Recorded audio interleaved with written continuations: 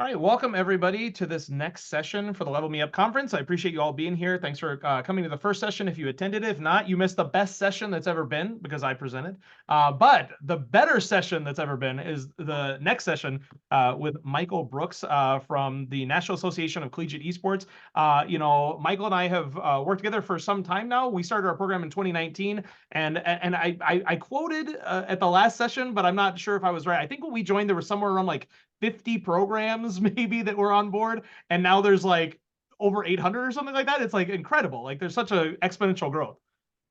Yes, and that sounds about right. Everything has been growing rapidly, and well, I don't need to get into it, but yes, that sounds about right. I'll get into all those fun points later. Yeah, absolutely. Well, again, he's the executive director for that association, and they have become.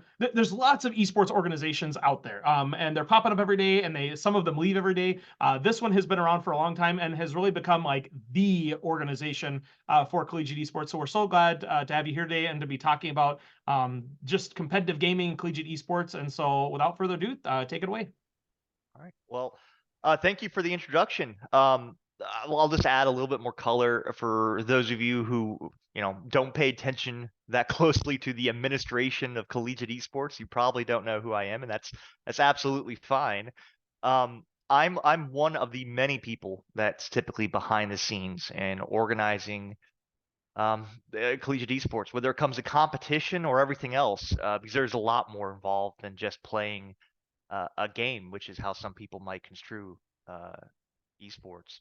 But obviously, yeah, I am Michael Brooks. I'm the executive director for the National Association of Collegiate Esports. We typically just call it NACE for short, NACE. And we started officially on July 28th of 2016. That is not the oldest organization that dealt or dabbled in collegiate esports, but we are one of the oldest. But we are certainly the largest as well, and it's kind of unique for us as well as we're the only nonprofit 501c3 association in the entire collegiate esports space, right? We're pretty unique on that. And what does that mean at the end of the day if you're not familiar with what a 501c3 is or a nonprofit or an association? Fundamentally, it means at the end of the day, our member institutions own and run the association. So I report specifically to a board of directors who are elected by their peers into that position. We have quite a number of different leadership groups. We have our competition council, we have our eligibility enforcement committee. We're forming our appellate review committee right now, and there's a few other committees as well, which are all leadership groups that are primarily elected by their fellow member institutions to represent their interests collectively within the association and without. So I've got a really, and hopefully it's sharing, but I've got just a quick deck to go over. It's not too long, but I wanted to highlight specifically related to this subject, um, the impact that we're seeing collegiate esports have uh, in higher education and certainly post graduation, we hope, right? And people's pursuit of the rest of their lives. So I'll dive into that. I know we're going to have a Q&A session, or I think we'll have a Q&A session after this. So hopefully I'll leave as much time as possible for that. But without further ado, we'll jump right into it. So again, just some data points around NACE so you understand our scope. But the National Association of Collegiate Esports, again, we're a nonprofit membership association. We're organized and ran on behalf of our member institutions and by our member institutions. And together, our members are developing the structure and tools needed to advance collegiate esports, right? To really mature the space. And that's been a primary mission of NACE since we were formed, when there were only 6 varsity esport programs in all of North America. Uh, we collaborate with our members to lay the groundwork in areas such as eligibility, the path to graduation, competition, and of course scholarships. And we're the largest and oldest membership association in varsity esports across the U.S. and Canada. While we also run NACE Star League, which is the largest collegiate esports league in North America. And here are just some data points behind that in terms of participation levels.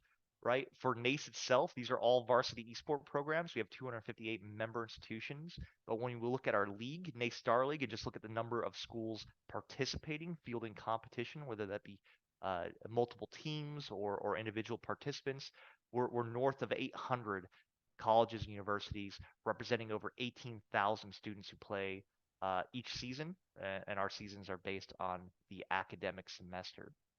So uh, I do want to point out, Josh pointed this out earlier, but like the growth in terms of institutions, colleges, or universities investing in starting and growing an esports program has been like exponential, right? 2019, right?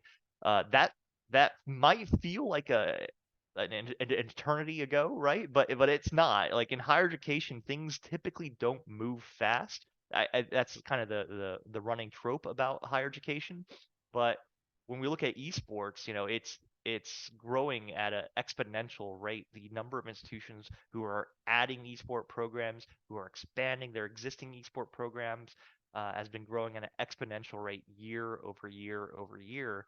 Um, and I'm biased, right? But I think NACE and the work our member institutions have done to make this information accessible to institutions to help provide blueprints, guidelines on how to run, how to start, how to grow an esports program has been instrumental in that happening. But again, that all comes from our member institutions at the end of the day. Now, I don't know if videos are going to work well on this, so I will uh, well, when I'll direct you to the link. So you can go to our Twitch channel, right? It's just twitch.tv/ Star League, all one word, right? And you can check out this video. It's posted right there. But in case you're not familiar with what esports competition, specifically collegiate esports competition, looks like, I wanted to give people just a really quick chance to see it. And again, if the audio is not working, you know, apologies for that.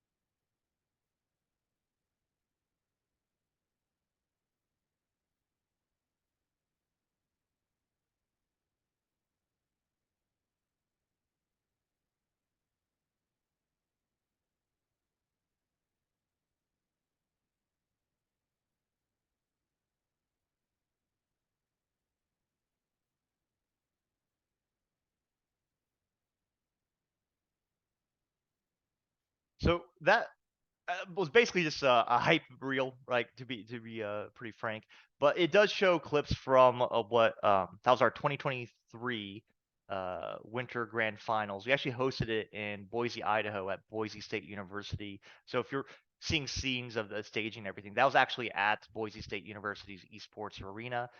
They were our host for that Grand Finals. And I just wanted to show you what the competition looks like. Like again, I don't want to assume that everyone knows what esports is. Certainly, some of you are are very much aware of what it is. But for those who are not, I'm just trying to catch them up here. But the idea, the premise there is, it's a digital representation of competition, right? If you're familiar with traditional athletics, this is just a digital version of that. Consider sports you've never heard of, but are popular and obviously popular with students across North America.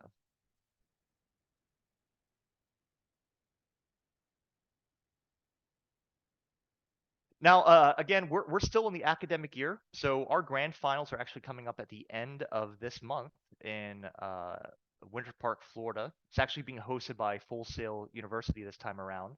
And that's why I'm not showing data from this season because it's not completed yet, pretty much.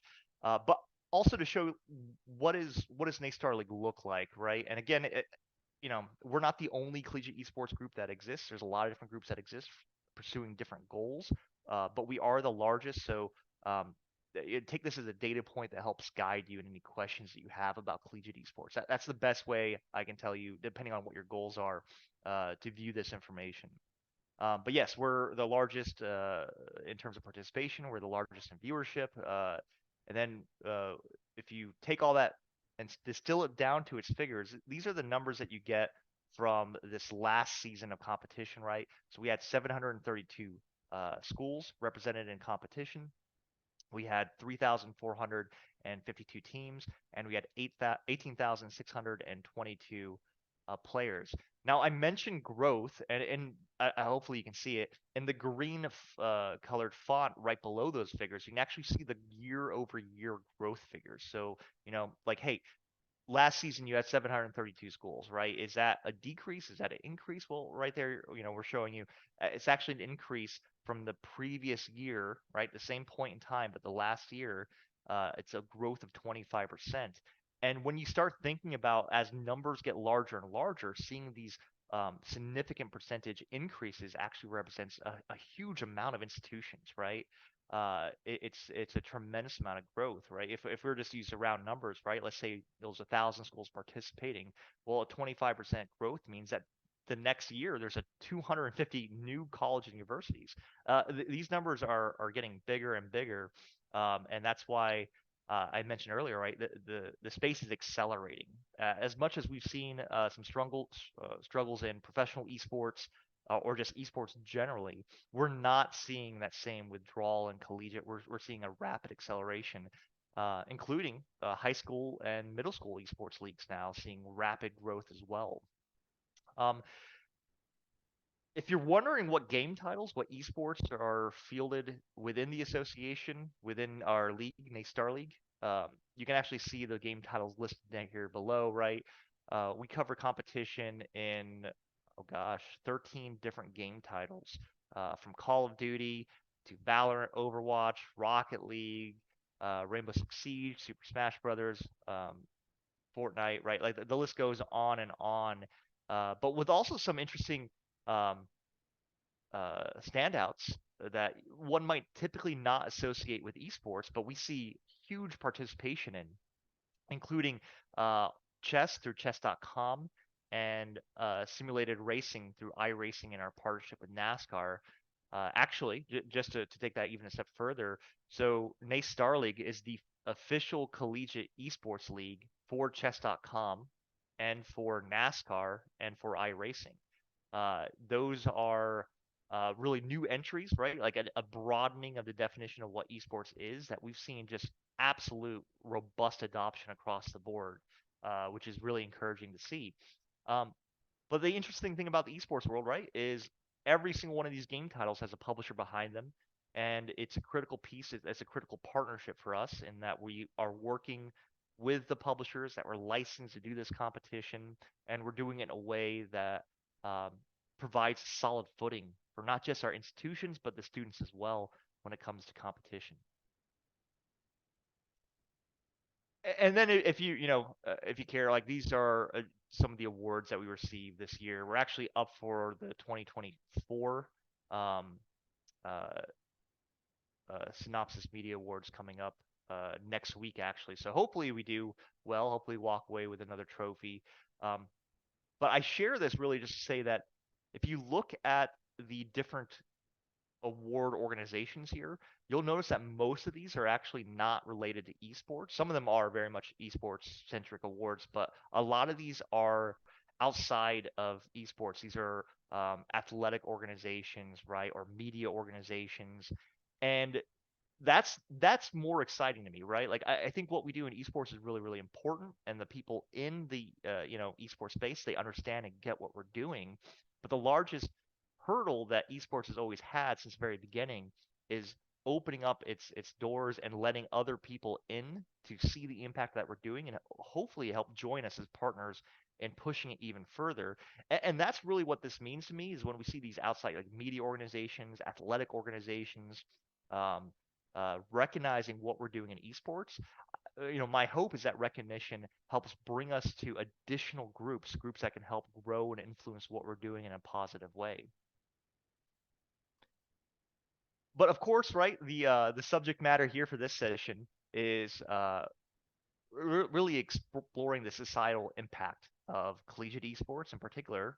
Um, and this is kind of where I want to focus on that part, right? Basically, everything prior to this is me trying to put some credibility in front of me when I'm sharing what I'm talking about. So at least there's some fundamental understanding of where my opinions, where the data that we're sharing is coming from. This is actually a graphic that was first created by Nico Bezombes. I hope I'm pronouncing that last name correctly. Um, and it comes out of a study that was done in 2019 to represent the long-term potential that esports holds as both a fresh subject and an expansion to existing curriculum. The greatest, you know, difficulty to surmount in the coming years is identifying the really tried and true curriculum that properly prepares students for the esports industry as it continues to evolve.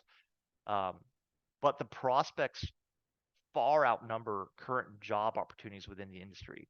So, more research is needed, right? And time will really be the true test of where does esports really help prepare and give the proper tools to students to be successful in anything else they want to accomplish beyond competition, beyond their collegiate years.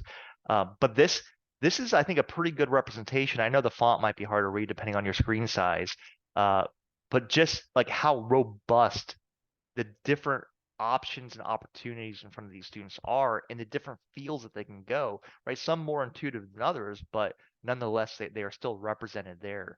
Everything from looking at, like purely parallel, obvious connections with broadcasting, with the entertainment industry, whether that be, streamers or casters. But then we look at sales and marketing, we look at community management, business relationships, commercial development, media, generally speaking, right? Data analysts, like it just goes on and on. But the point is that esports really represents this unique facet in higher education, right? It is it's a space where historically, and I hate using the word historically because it makes it feel like it was so long ago, and it's really not, that's not the case, right? We're talking about even today. If people are passionate about esports and they wish to share that passion with anyone else who's interested, right? Whether that be a fan base, whether it be their friends or peers, fellow students, whoever it might be, right? Historically they've had to look up ways uh, to introduce to share this information, right? So it was a lot of self-learning. It was people researching, watching YouTube tutorials on how to use OBS, for instance, right? Like so they can actually start streaming their content onto Twitch or YouTube or whatever platform they prefer to use. It was looking at how to, create a Discord server and manage, potentially large populations on those servers, right? A lot of this was self-taught skills, but when you think about the skills just by themselves that people are learning because they're just trying to share their passion with gaming, we understand that they have direct implications into so many different professional fields. And it's only recently we're starting to see colleges and universities really developing formal tracks to really, add the credentials behind this to really make sure that the tool belt is entirely filled out, to help expand on that self-learning that we've seen over the years. And ideally, what we'd like to see moving forward is that the completely organically, like, self-taught way that people have had to approach streaming and gaming in the past can really be built up in an official capacity that doesn't leave any holes or gaps in a person's developmental growth. Additionally, like, when we look at traditional athletics, do we see the same parallels? Like, do we see as much of an interest in academics? And I would argue that we do, but I would say in esports, it is much more robust, right? Like, the interest by institutions, by administrations, and students to explore the myriad of ways that esports can tap into students' development, I think is partially driven, and uniquely in esports case, by the different departments on campus that are represented when we talk about varsity esports or even club esports, right? So this is actually data that comes from one of our friends and supporters over at Esports Foundry, led by Chris Postel and the rest of his awesome team here. But I think it's interesting data to share nonetheless. And I've actually got some more data I'll be sharing later from them as well. But what this is showing is where on campus is an esports program housed, right? And this is asking, I believe it was like 110 different college universities in a survey. And what we can see, obviously, like the dominant group, right, is athletics departments, which makes sense, right? That is where typically intercollegiate competition is managed on behalf of institutions. Additionally, we can see that student life, that's typically where club programming or recreational competition sports is housed. And we can see that 23% of varsity esport programs are represented under student life, student services. And then we have this large group of other, right, which is 32%. And I think other is really, really fascinating, right? Like, athletics makes intuitive sense to me because that is a department that is built, that has systems and structure in place to support intercollegiate competition, which is what varsity esports is. That's what esports is at the collegiate level. Student life, student services, that makes a lot of sense to me, right? Because that's where we see a lot of clubs who have since grown into varsity esport programs. Well, yeah, as a club, they would live under student life and student services at most institutions. But when we look at other, the fascinating component is that many of the departments represented in other are different academic departments, which is very unique when we talk about intercollegiate competition, right? Competition in anything between one college university and another college university. And that's what is making, I believe, driving esports to be so unique compared to traditional athletics, is that you have a, a diversity of goals on why these esport programs even exist, right? What is the benefit to students that administration see? Well, that's going to be impacted largely by who's running the program. And unlike traditional athletics, where it's all going to be athletic departments, we see so many different groups, which means so many different goals represented all in the same space when it comes to esports. And that is where I think we're going to see some really interesting development that we haven't seen in um, gosh, and I'll use traditional athletics as an example. Again, I'm not picking on it, right? But 10 years ago, sports management degrees weren't very common at all, right? And that exploded across higher education in the U.S. in particular.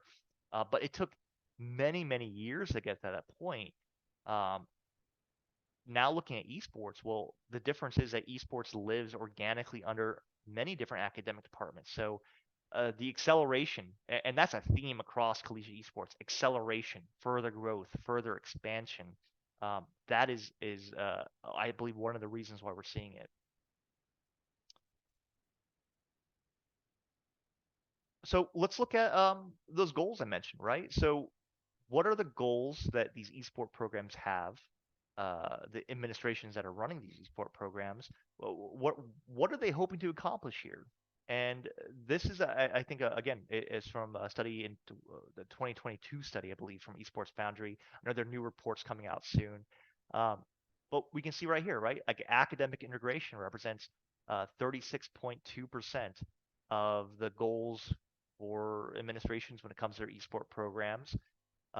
General student activities, right? 60%, skill development, 71.7%, job readiness, 47.2%, industry pipeline at 26.4%. And then we look at competition, right? And that's 23.2%. That competition represents the lowest goal for the majority of these esport programs, according to their own survey responses. It's everything outside of just competition that is driving these esport programs, where they measure their success or failure at.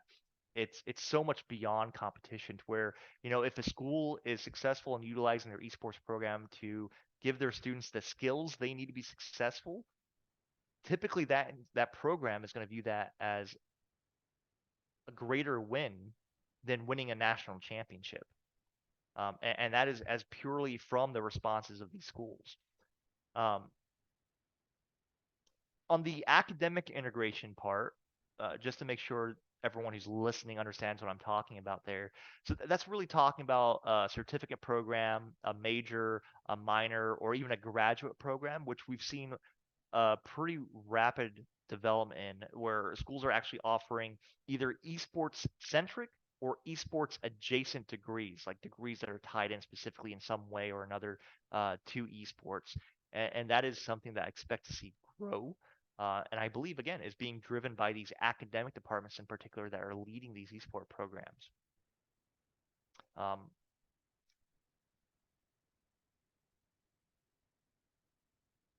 so generally what I've talked about so far is growth, right? And then growth in ways that we might not particularly understand if we're more familiar with traditional athletics or any other intercollegiate competition beyond esports. But how that's exciting, how esports is opening up so many more doors than I think anyone would have expected, particularly myself back in 2016. Um, but the other amazing thing about esports is its diversity, right? Which is something I've always personally been a proponent of, right?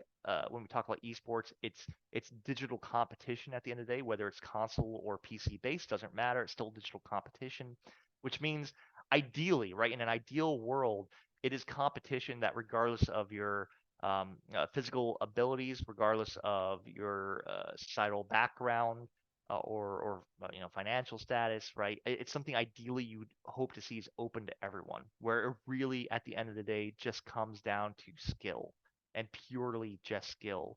It doesn't matter how tall you are, it doesn't matter how fast you are, um, right? That has always been my hope with collegiate esports, and I'm happy to see that the data reported by these schools is showing that's the case, right? So this is just the basic question here related to this data is, do you have representation in your esports program amongst any of these groups, right? Any of these groups that are listed right here. And uh, I mean, the numbers are amazing, right? Especially when we look at institutions that are PWIs, which that stands for primarily white institutions, um, seeing that they also have pretty much the same representation, at least some representation from all these different groups, and we're seeing an increased desire and growth there, right? So the conversations, it just esports or not, just generally speaking, around diversity, equity, and inclusion in higher education is very much a hot topic issue.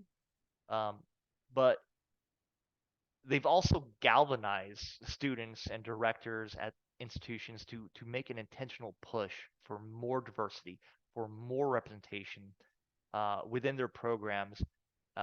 We've seen this in social media and closed door conversations and intentional outreach to groups that have historically, again, I hate using that word, but in the past have not been actively invited to participate in most activities, organizations that have existed for a while. And we're seeing esports is kind of kicking down doors and saying, hey, we want you as to participate. We want you to be part of this. So 84% of the 116, respondent programs have said that they have non-white representation in their program, and that's an incredibly positive sign. Many programs reported increased involvement from traditionally unrepresented groups in esports at their program as compared to in previous years. And the standout in this data set right here is that 60% of all programs seeing representation from students with disabilities, which is a huge improvement that reflects kind of the nature of the world as a whole, more accurate than previously. So is esports there, right? Has it solved all social issues that exist? Absolutely not. There's a tremendous amount of work still to be done. But this is something I always point out, right? When it comes to varsity esports, you have intentional leadership, you have intentional goal seeding, and more importantly, you have administrators, you have staff, you have student leaders who are actively going to try to create the space they want to be a part of, as opposed to just operating in the space that they have today. So it is active work led by so many different institutions to increase representation from every student group as possible that we're seeing here. Now, again, I don't know if this video will play with audio, and apologies if it isn't, but this is from friend Doc Haskell over at Boise State Esports, just going over why esports matters to them.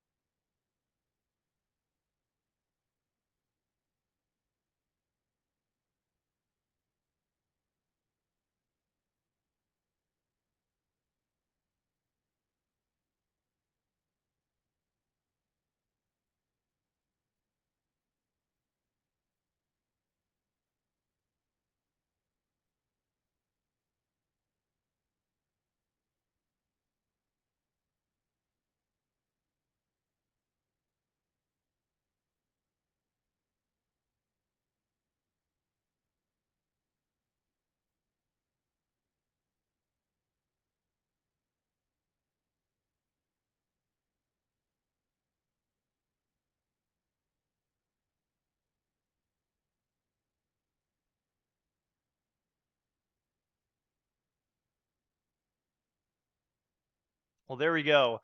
And again, I'm sorry for speaking over the audio. If the audio is playing, again, I got my own screen going on over here, so I'm not too sure what's coming across in terms of the output.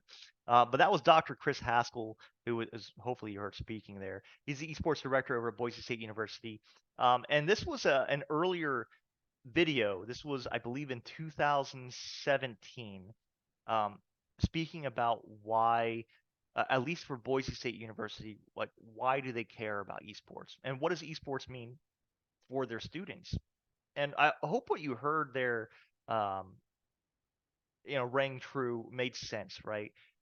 It is a tool to accomplish so much more than to earn a national championship, right? It is a way to help give students the tools in a way that supports them for the rest of their lives, whether they choose to stay and get a job, whatever that job might be within the esports industry, or to take those skills elsewhere into any other industry that they want to participate in. It is it is an opportunity to accomplish goals in a way that students still care about, that they're interested in, and still accomplish the goals of the institution and creating, the greatest graduates that they can. So yeah, Doc's a much better speaker than me, but I hopefully that made sense. I can say a lot as an administrator, as the leader of NACE, but at the end of the day, I always think it's impactful to hear directly from students on why they care, right? And more importantly, why does any individual institution care about esports? Because that is something that it's important to ask.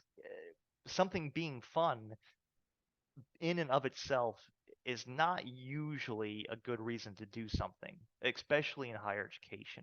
There's always more involved there. There's always more goals involved as well. And again, esports is representing a fascinating, impactful way to do so much more while, the interest is there, the excitement is there.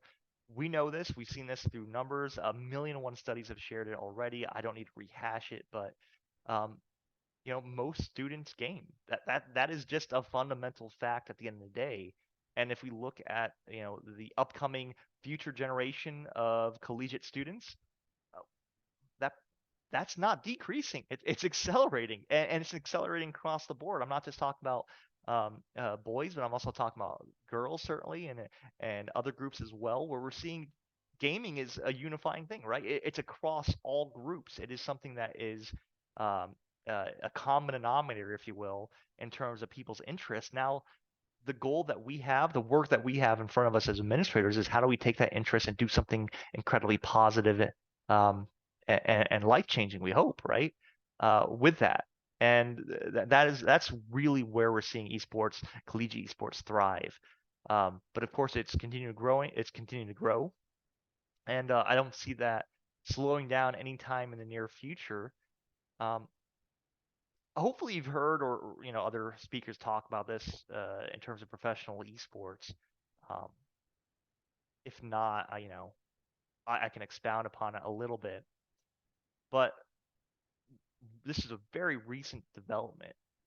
We are now starting to see participation in collegiate esports actually directly translate into professional esports. And I don't mean the historical context of a student being recruited out of their college university to leave their college university, right, to set aside their pursuit of a degree, whatever degree that might be, and play on a pro team. Like that still happens. It's still a very rare story, but it still happens.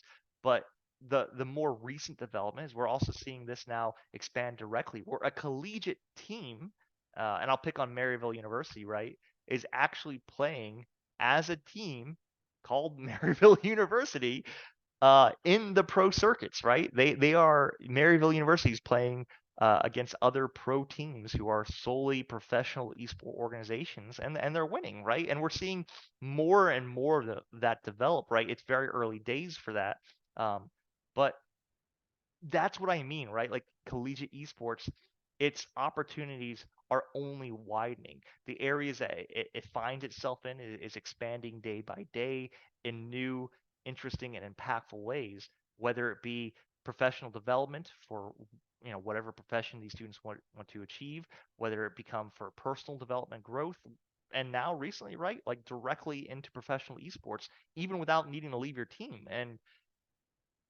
the opportunities are limitless. Um, the big thing for me though is that we continue to make esports accessible, right? The opportunities that come for student development growth have been fantastic, but also the opportunity for students um, to be students in the first place.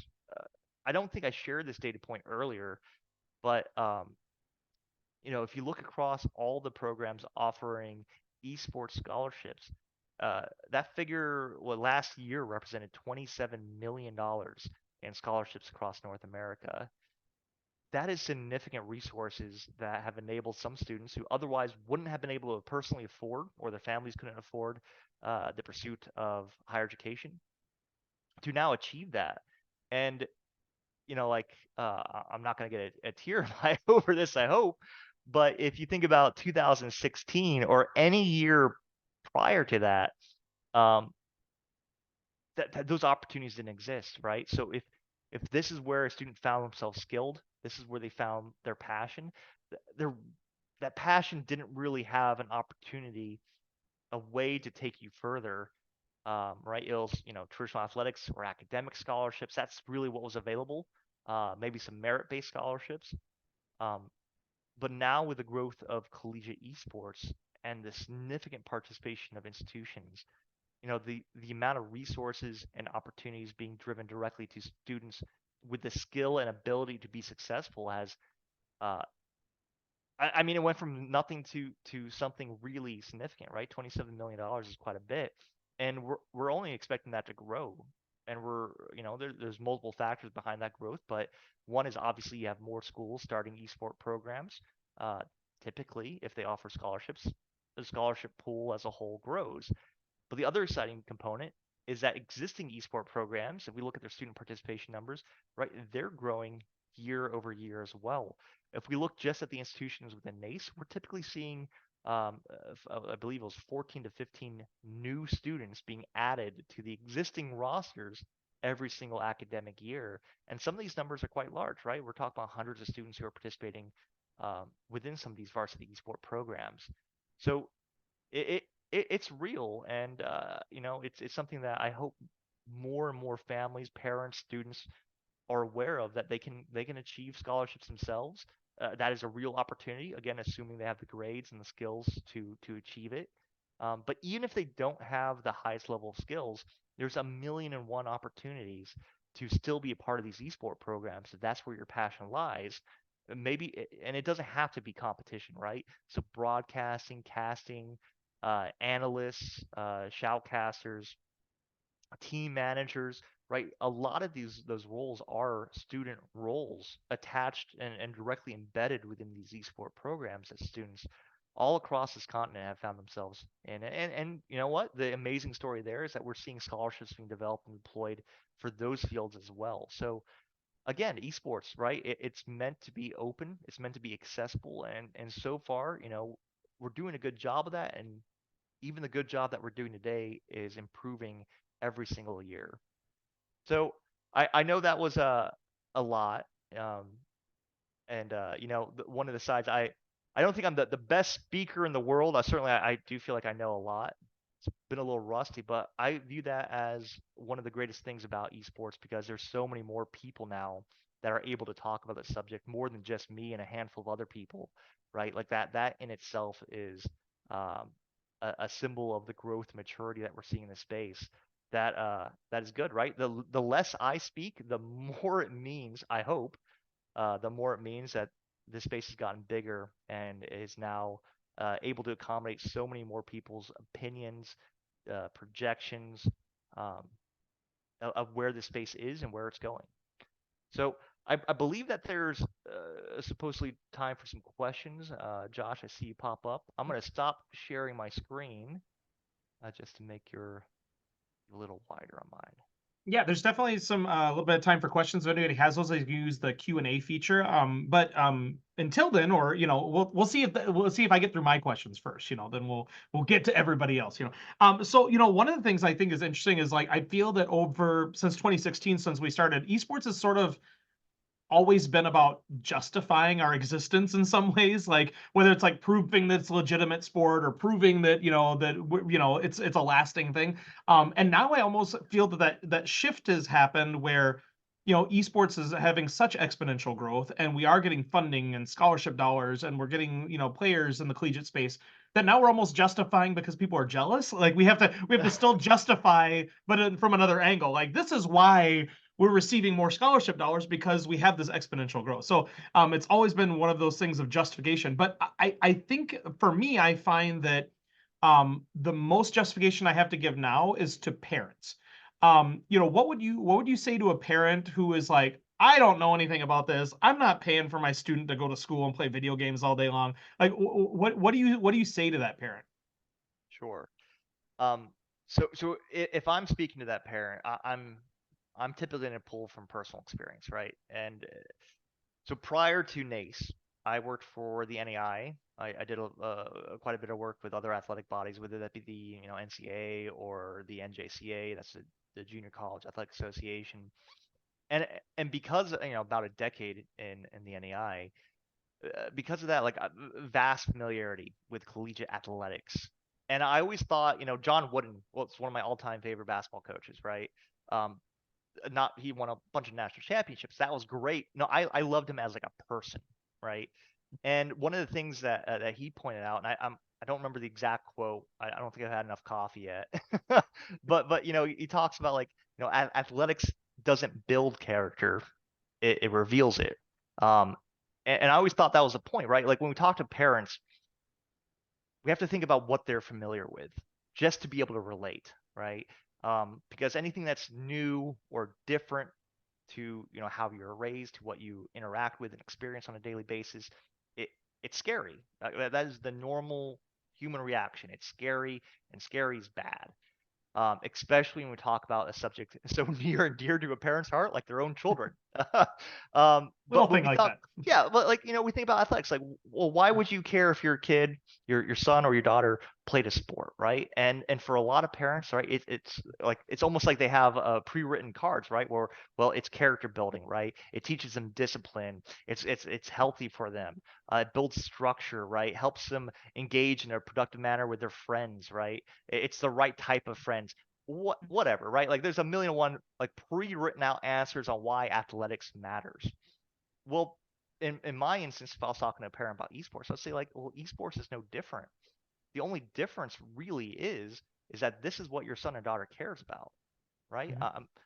Maybe they still like sports, or whatever sport that might be, but that is not where they found their passion, and more importantly, that's not where their skill is.